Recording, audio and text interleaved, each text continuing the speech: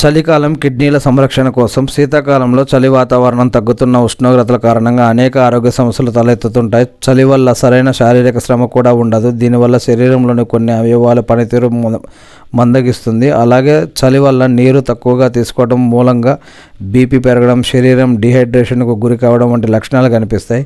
ఫలితంగా మూత్రపిండాల్లో రాళ్ళ సమస్య పెరిగే అవకాశం ఉంటుంది. చలికాలంలో మూత్రపిండాల సంరక్షణ కోసం శరీరానికి అవసరమైన మేర నీటిని తాగుతూనే కొన్ని రకాల ఆహార పదార్థాలను దూరం పెట్టాలి.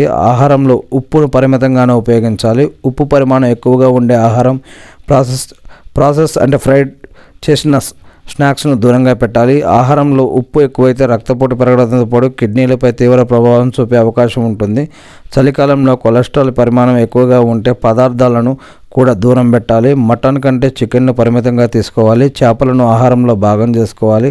రోజు అరగంట వ్యాయామంతో పాటు రోజు కనీసం 2 నుంచి 3 లీటర్ల నీరు తాగాలి.